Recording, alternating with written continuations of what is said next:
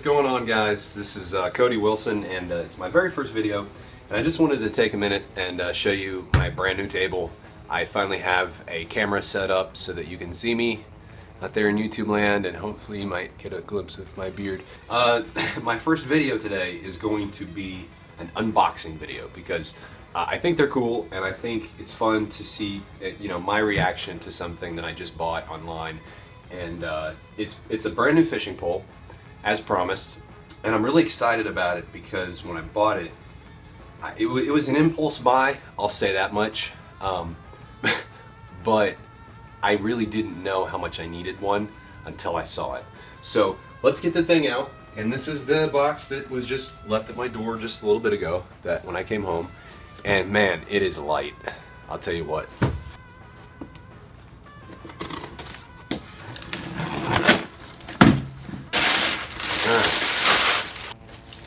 So, not very big. This right here is the Eagle Claw packet spin combo. Alright, so first off, it's in this hard plastic that you see when you buy like a screwdriver or something at Lowe's.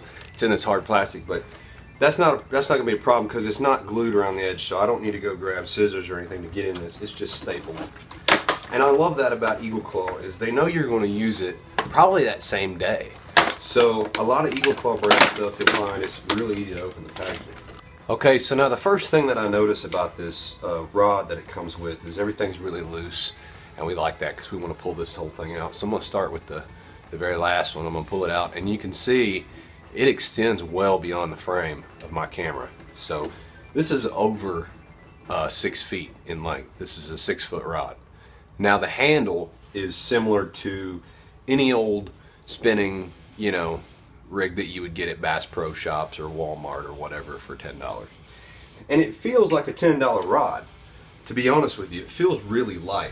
This whole thing cost about, I would say, anywhere from in between the $20 and $30 range for this thing. I can't remember the exact amount that I paid for this, but I want to say that it was close to about $25. For the Adventure Fishing channel, we're going to be doing a lot of backwater fishing, a lot of hiking out into the middle of nowhere, to go after those little bass that hang out under the rocks.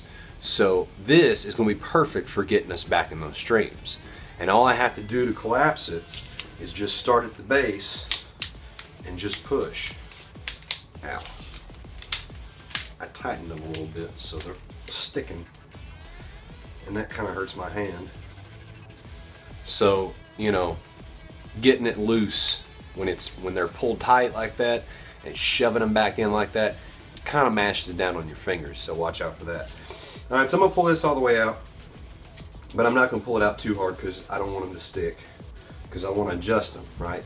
So I want this is where my reel's gonna go, so let's put that on first.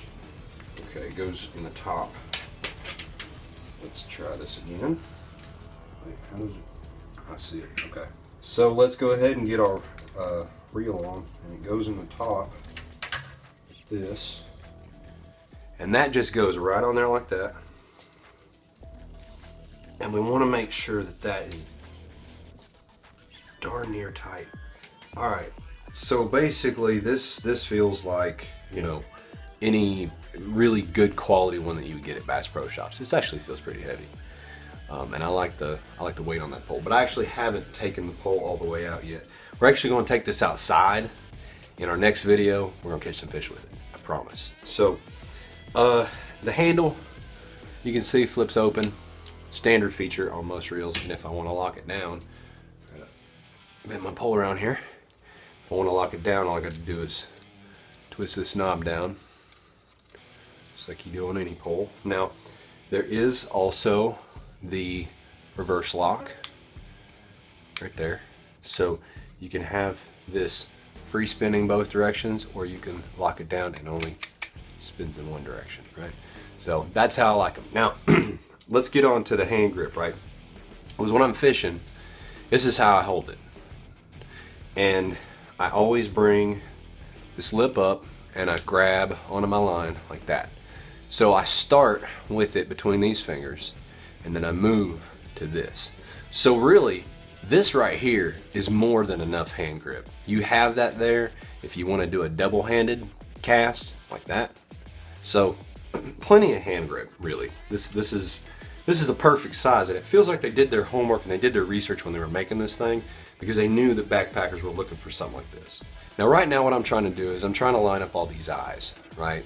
Because they have to run in a line down, they have to line up down the length of the pole. The tip of this pole, I'm noticing, is actually pretty flimsy.